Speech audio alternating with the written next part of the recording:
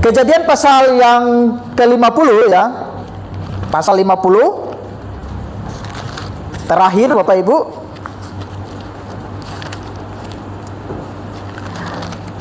Ayat 20 Bapak Ibu. Sekali lagi. Kejadian pasal 50 ayat 20. Kalau sudah dapat katakan amin. Oke, kita baca firman Tuhan ini bersama-sama ya, karena ini satu ayat. 1, 2, 3. Memang kamu telah, tetapi Allah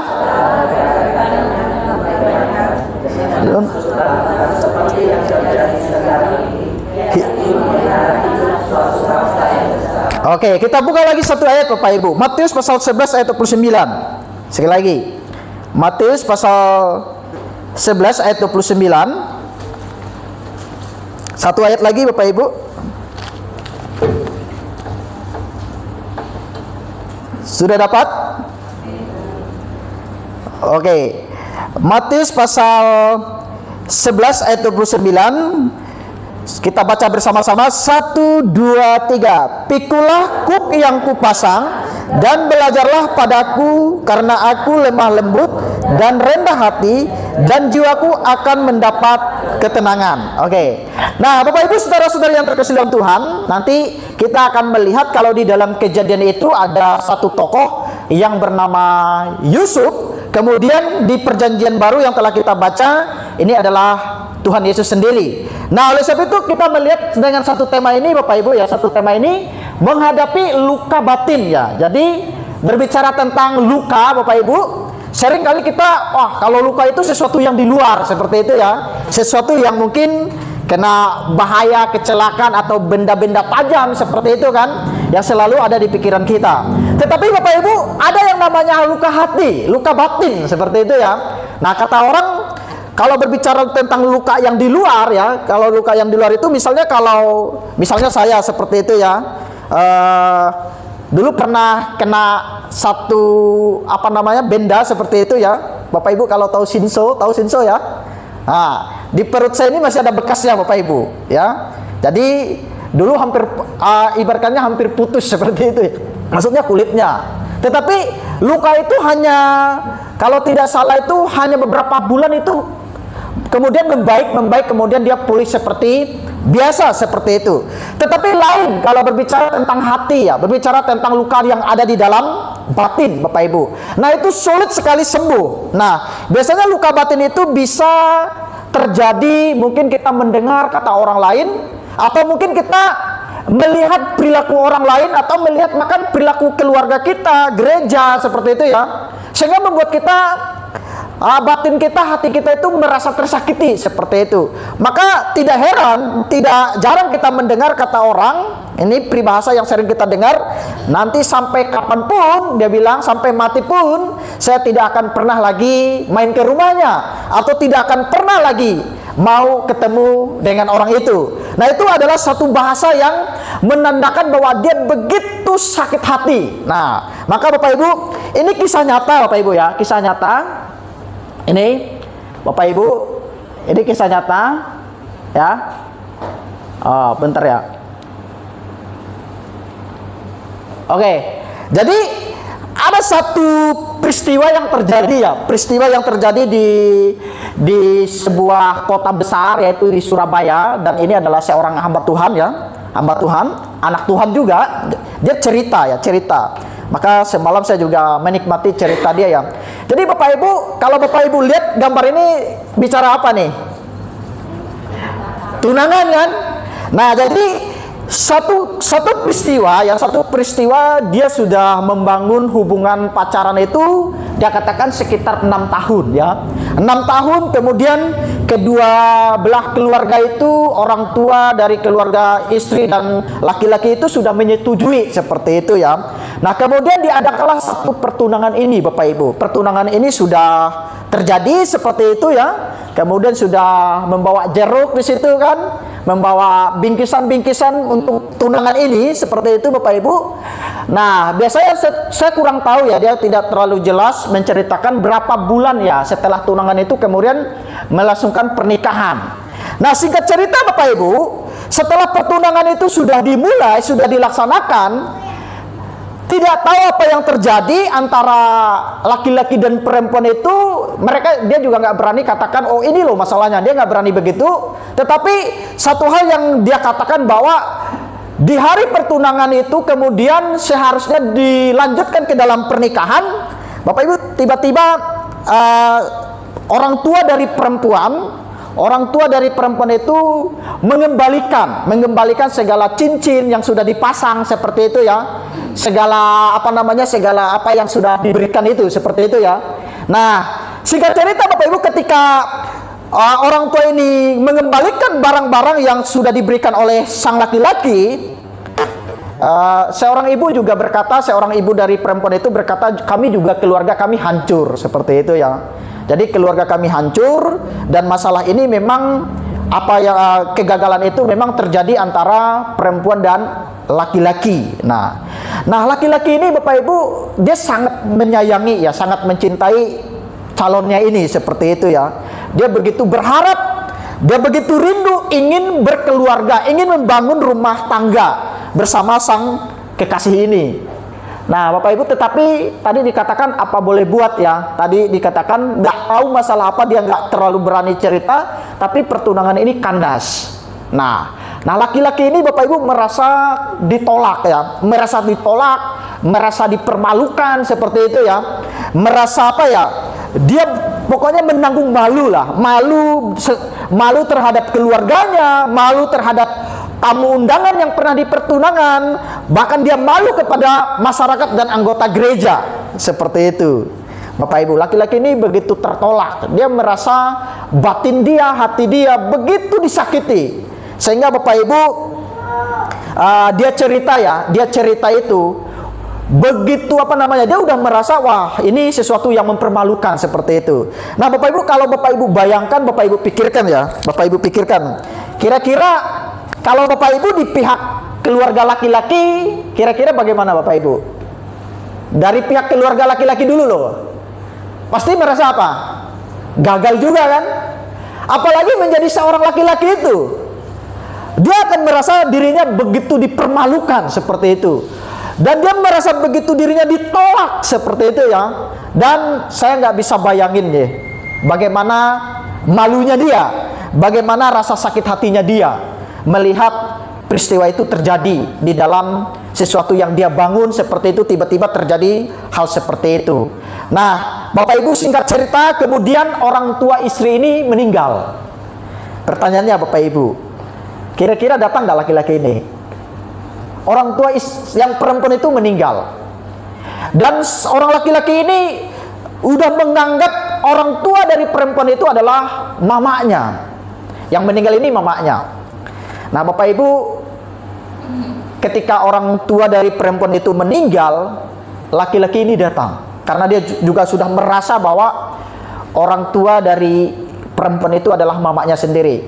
Dan yang perlu Bapak Ibu ketahui adalah jarak bulan itu Bapak Ibu, bukan 1 bulan, bukan 1 tahun Bapak Ibu, bukan 3 tahun, bukan 10 tahun, tetapi rasa tertolak, rasa malu, sakit hati, kemudian dendam, benci itu dia hitung dari tunangan sampai ke mama seorang perempuan itu meninggal, itu jumlahnya itu 21 tahun. Bapak Ibu bayangin, nyimpan dendam, nyimpan benci, nyimpan kegagalan seperti itu ya, nyimpan tertolak seperti itu. Dan saya juga sebagai laki-laki ya, saya juga membayangkan ya bagaimana rasa sakit hatinya dengan peristiwa yang seperti itu. Nah ketika dia datang ke tempat perempuan yang ibunya meninggal itu, orang lain, keluarga dari perempuan itu mengatakan, kamu datang juga ya katanya. Dan dia mengatakan, iya saya datang. Nah disitulah Bapak Ibu, ketika dia datang kemudian dia ketemu dengan calon yang tunangannya, dan mereka kemudian sudah mempunyai hidup masing-masing. Yang calonnya yang tunangannya itu sudah menikah, dan dia juga sudah menikah, tetapi di situ ada pengampunan lagi. Di situ ada ada satu hubungan yang baik lagi terjadi di antara kedua orang ini Bapak Ibu ya. Nah, kalau ditanya Bapak Ibu, pernahkah kita mengalami luka batin dalam hidup kita? Mungkin kita disepelekan keluarga kita, mungkin kita nggak dianggap seperti itu ya. Kemudian kita mungkin pernah disakiti dengan kata-kata orang lain. Bahkan mungkin kita pernah disakiti oleh perbuatan orang lain seperti itu di dalam hidup kita. Nah, Bapak Ibu, kalau Bapak Ibu tanya apakah contoh pernah merasakan hal demikian? Wah, banyak sekali Bapak Ibu. Maka berbicara tentang menghadapi luka batin itu ya, luka batin itu, banyak orang yang ketika sudah tidak mampu seperti itu ya, ketika dia sudah tidak mampu, kemudian dia mengambil mengambil jalan pintas. Maka banyak saat ini kita melihat khususnya di beberapa kabupaten ya, mereka orang-orang Buddha itu ketika sudah menghadapi suatu masalah, mereka ambil jalan pintas seperti itu, karena hatinya sudah merasa batinnya sudah begitu terluka dan dia merasa tidak ada lagi kesembuhan seperti itu. Nah, oleh sebab itu Bapak Ibu, sekali lagi saya mau katakan, mungkin ada di antara kita ya, mungkin masalah apalah itu saya nggak tahu ya, tetapi pasti ada yang namanya sakit hati Bapak Ibu ya, yang namanya sakit hati, apalagi yang namanya hati kita dilukai seperti itu ya. Tetapi malam hari ini kita akan belajar dari beberapa tokoh yang telah kita baca, khususnya tadi berbicara tentang di Kejadian, kemudian juga kita melihat di dalam Matius ini Bapak Ibu.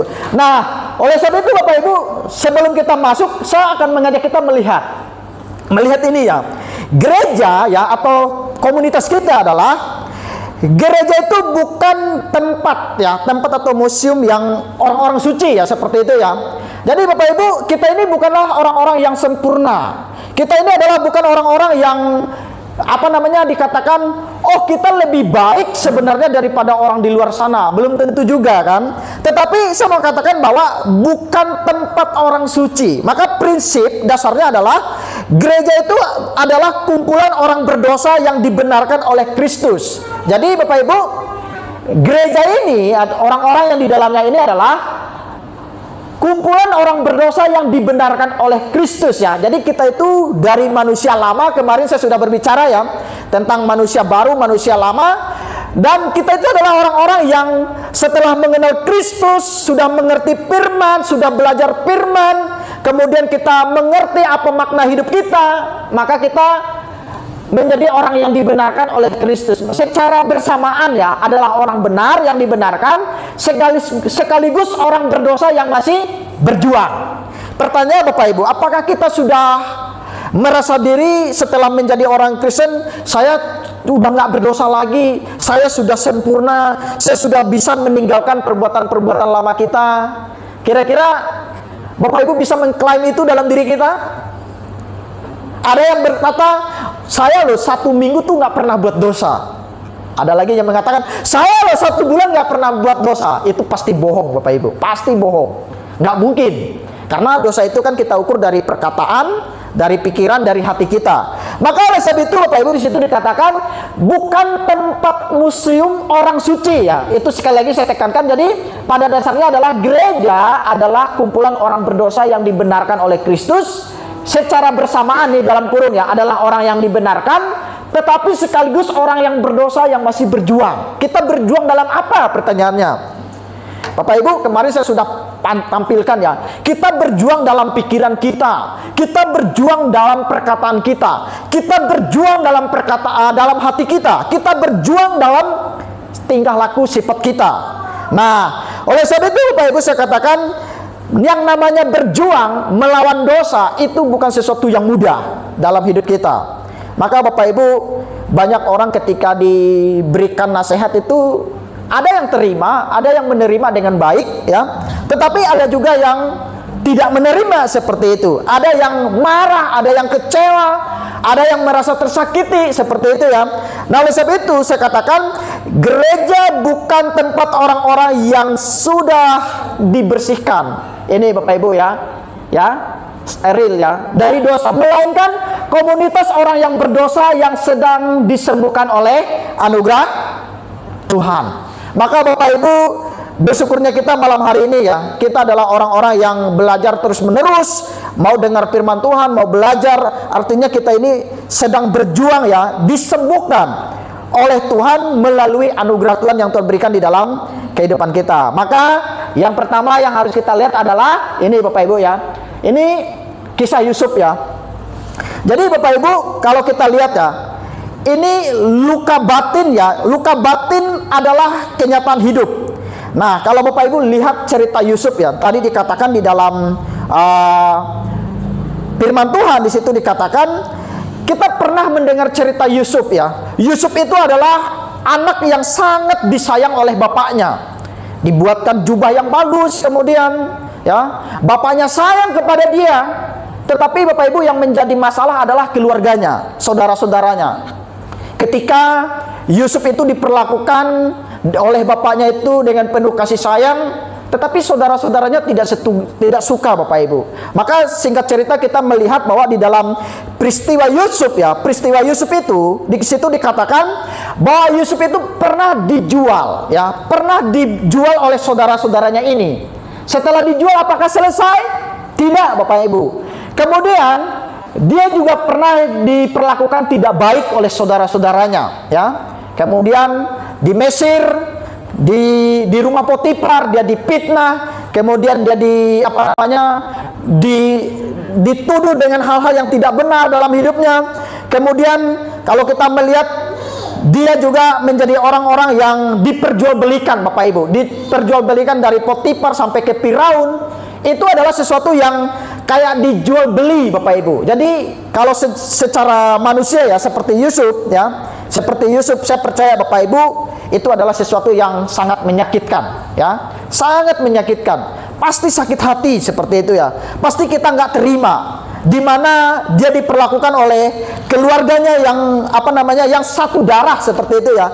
Satu darah tetapi diperlakukan dengan tidak wajar seperti itu, dijual, masuk penjara, kemudian dipitnah, kemudian diperlakukan tidak manusiawi seperti itu. Tetapi kita melihat Bapak Ibu Yusuf di situ ketika menghadapi segala sesuatu itu, walaupun tadi saya katakan ini walaupun dia diperlakukan tidak baik oleh saudara-saudaranya, tapi bisa keluar kalimat ini ya di dalam 50 pasal 20 ini. Memang kamu telah mereka-rekakan yang jahat terhadap aku, dia bilang. Tetapi Allah telah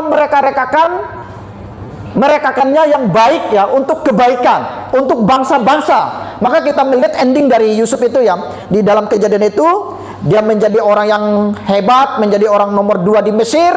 Kemudian dia menjadi orang yang bisa menolong banyak bangsa pada waktu itu ketika terjadi kelaparan di dalam peristiwa bangsa itu. Jadi sekali lagi berbicara tentang menghadapi luka batin itu, kita belajar dari Yusuf Bapak Ibu. Yusuf itu adalah orang yang disakiti ya, tetapi dia bisa mengampuni keluarganya, dia bisa menerima keluarganya. Kemudian dia bisa mengatakan kalimat yang di dalam tadi saya katakan bahwa di situ dikatakan, dia berkata bahwa semua yang terjadi itu sudah direncanakan oleh Allah di dalam kehidupannya.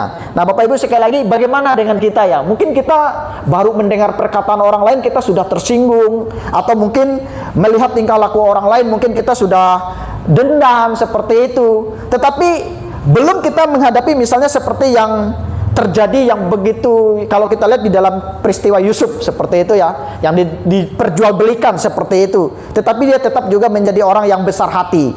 Nah oleh sebab itu, boleh nggak kita misalnya ketika orang yang berbuat salah kepada kita, kita benci mereka? Boleh nggak Bapak Ibu? Kira-kira boleh nggak? Dia sakitin hati kita, dia ngomongin kita di belakang sampai satu kampung tahu sepertinya begitu kan. Kemudian dia fitnah kita lagi, dia jelekin nama kita di mana-mana, ada cerita seperti itu. Bapak Ibu boleh kita benci? Boleh nggak?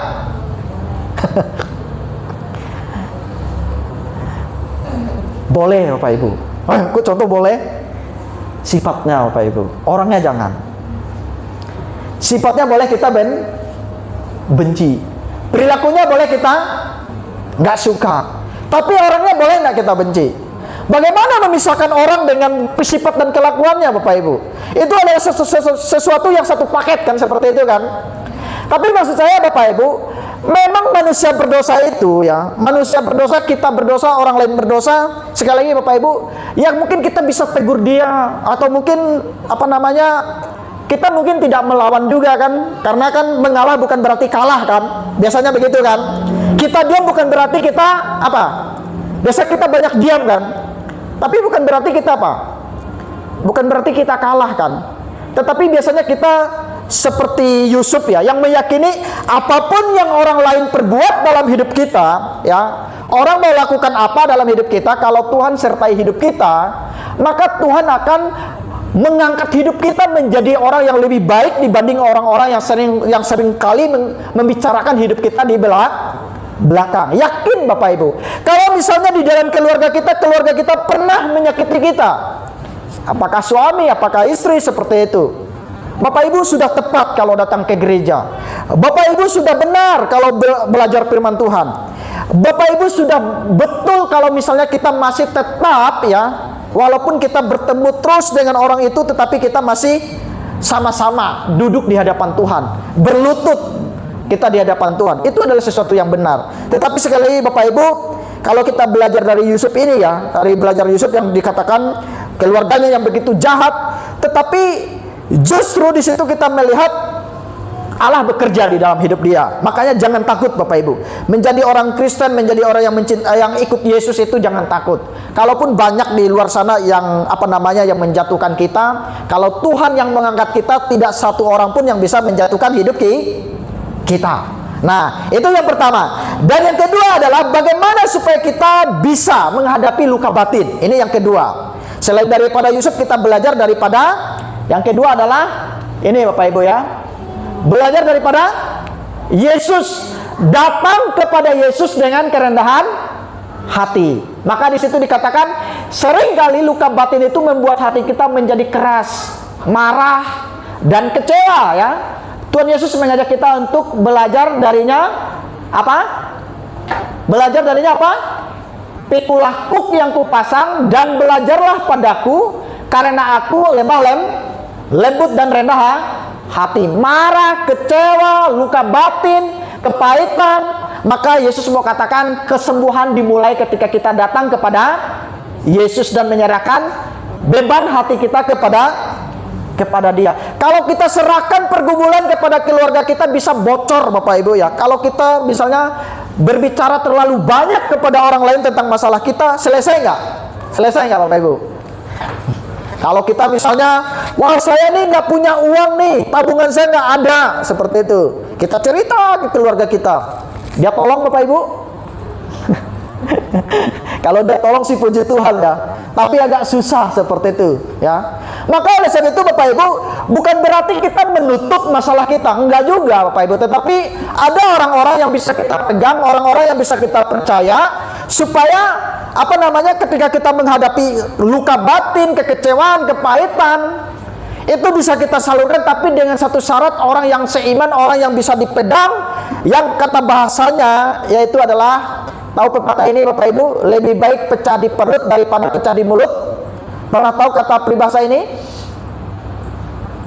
Lebih baik pecah di perut daripada pecah di mulut. Itu semboyan polisi Bapak Ibu ya. Jadi ketika mereka menghadapi kasus-kasus itu, misalnya mereka punya semboyan begitu, lebih baik pecah di perut, artinya biar sampai mati. Tapi jangan sampai keluar dari mulut. Itu namanya sebuah komitmen perjanjian yang dipegang seperti itu. Maka saya mau katakan, ketika kita menghadapi begitu banyak masalah di dalam hidup ini, tadi saya katakan marah, kecewa, luka batin, kepahitan, datang kepada orang kadangkala tidak bisa menyembuhkan Bapak Ibu ya. Datang kepada keluarga juga kadang-kadang tidak bisa menolong. Ada sih keluarga yang bisa menolong, tapi saya percaya tolong 1 kali, oke. 2 kali, oke. 3 kali, udah mulai datang terus. Bahkan ada yang berani tutupin pintu. Akhirnya apa? Nah, saya mau katakan begini Bapak Ibu, bukan berarti orang lain nggak bisa tolong, tapi kalau misalnya kita menghadapi luka batin, kesedihan di dalam hidup kita, maka ayo kita datang kepada Yesus dengan kerendahan hati. Yesus bilang, pikulah kuk yang kupasang dan belajarlah kepadaku. Kesembuhan dimulai ketika kita datang kepada Yesus dan menyerahkan beban hati kepadanya. Bapak Ibu, kalau Bapak Ibu baca firman ya, baca firman. Coba Bapak Ibu, sesuatu apa yang nggak pernah Yesus lakukan? Dikhianati, dijual, apalagi? Dijual oleh siapa?